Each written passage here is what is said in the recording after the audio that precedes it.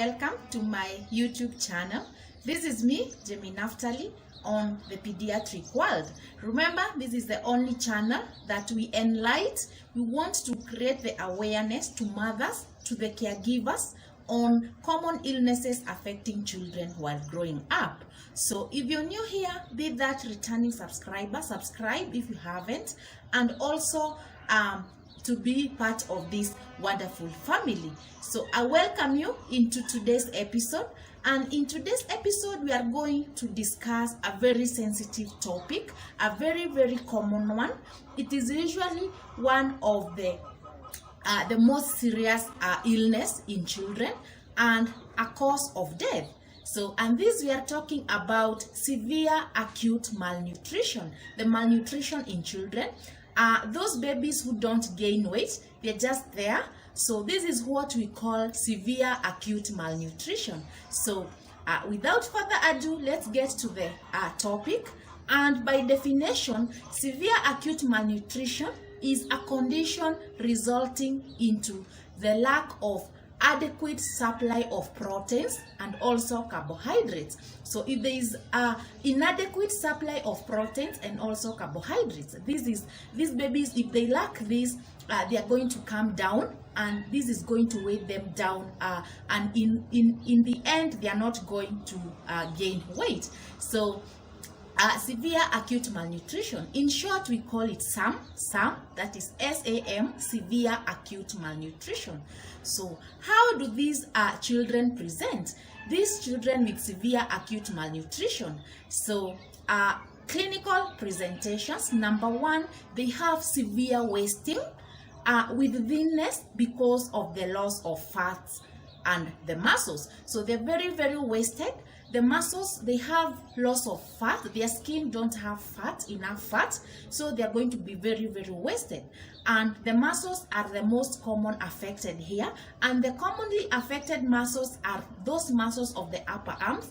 These these muscles are very wasted. We also have the thighs. The thighs muscles also are going to be very affected. They are going to be very wasted. And also the gluteal muscles, the buttocks, the behinds of these children are going to be very wasted. And this is what we are calling severe wasting. It affects the large muscles, the big muscles, like we have said, for the thighs, the buttocks, and also the upper arms. And you're going to see that these babies, their head is they have disproportional larger heads, and also they're going to have hanging of the thighs. The thighs are hanging, and also they are going to have abdominal distension. The abdomen is going to be distended. It's going to be very big. This is, you can imagine, I hope you are now having that picture of this wasting, the wasting, and on top the abdominal distension. Another clinical presentation is in severe cases, before I go to the next, in severe cases, the wasting is very severe, and the abdomen again is going to be scaphoid. So this baby's presentation, their abdomen is going to be scaphoid. So another clinical presentation, now that was wasting, and I was just explaining more on wasting. Another clinical presentation is edema. Edema is swelling, so they're going to have the edema of the feet, the hands, and maybe the edema of the whole body. This is the swelling. This is what we are calling edema.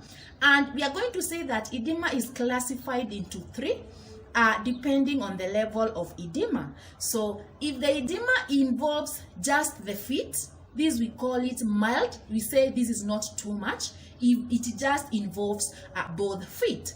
If the edema affects the upper limbs, the hands, and also the feet, this is going to be moderate. It's a bit more serious than the first one, because the first one, the mild edema, was affecting just the feet. If the edema involves the whole body, the hands, the legs, and also the rest part of the body, we are saying this now is the severe edema. The swelling is all over. So these babies with severe acute malnutrition are going to have this edema of the whole body. So it is with the levels, like we have said, the three. This is another presentation. Another presentation in malnutrition, children with malnutrition, is skin changes. Their skin is very different from other children. So they have, first of all, to have swollen groins. Their legs and the skin is either hypo, we call it either hypo or hyperpigmented. So their skin is going to be, at some parts, they are going to have a light skin. The skin is going to be light, other parts it's going to be dark. So it's either hypo, we call hypopigmentation, or hyperpigmentation, both light-skinned areas and also dark-skinned areas. So their skin is going to have those changes. Also, their skins are going to be cracked, very, very much cracked.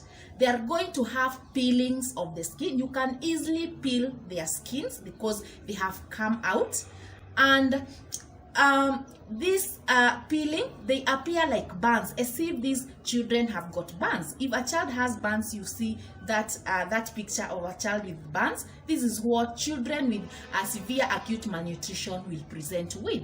And the whole thing of this peeling of the skins, cracked skins, hypopigmentation and hyperpigmentation, this is what we call flaky paint dermatitis in a medical term. And this term points at severe acute malnutrition. We call it flaky paint dermatitis. They have all those. So this is a child with severe acute malnutrition, skin changes, like we have said.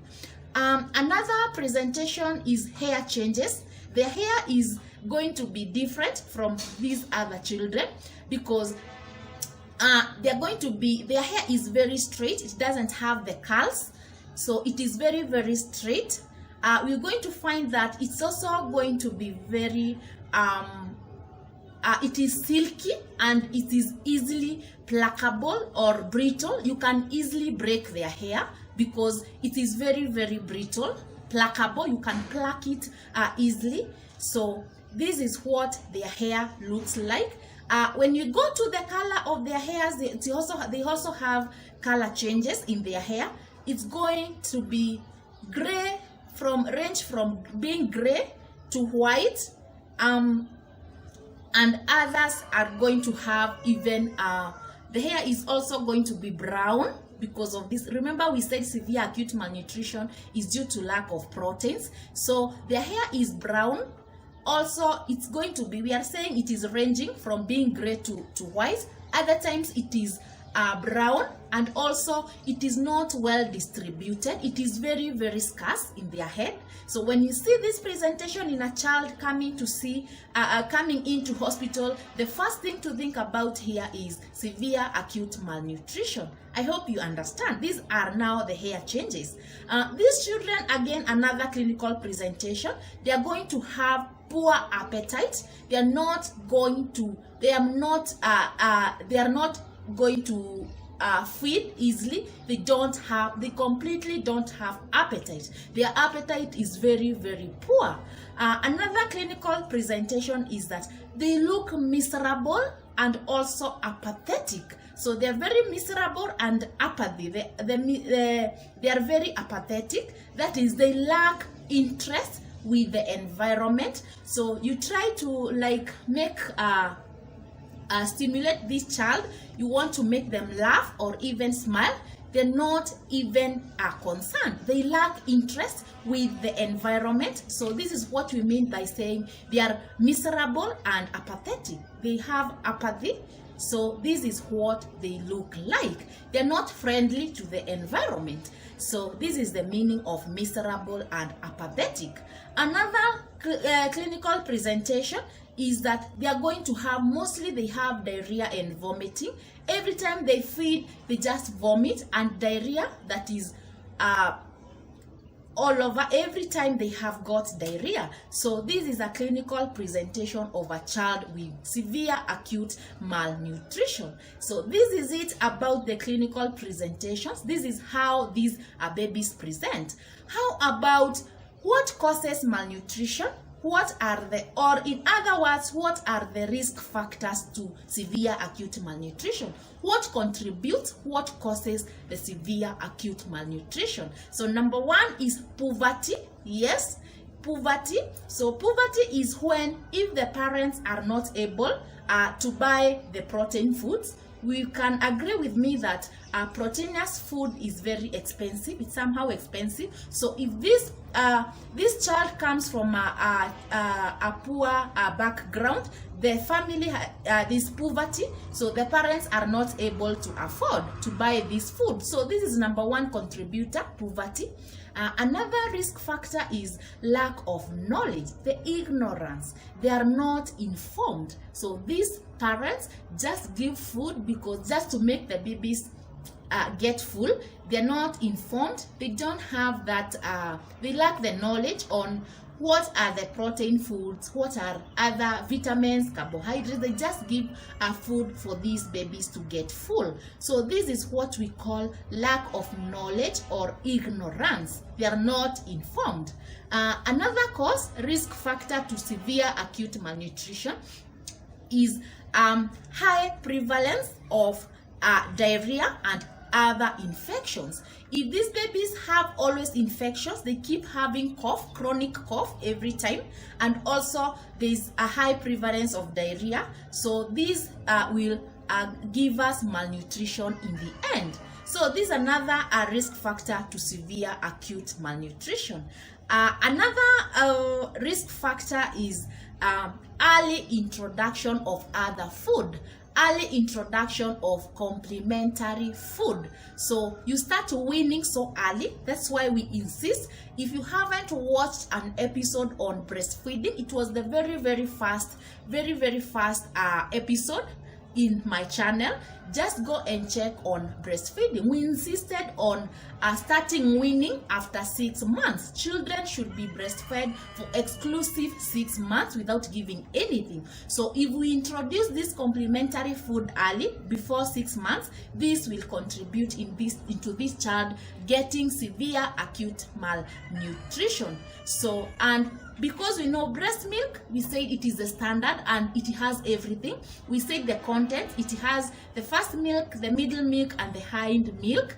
And if this milk, some contents, we said what the breast milk contains. So this one has got immunity and will fight for many infections, because we are saying again, infections are going to lead us to give us again severe acute malnutrition. So early introduction of food, very serious, and this is something we can avoid by just breastfeeding for exclusive 6 months.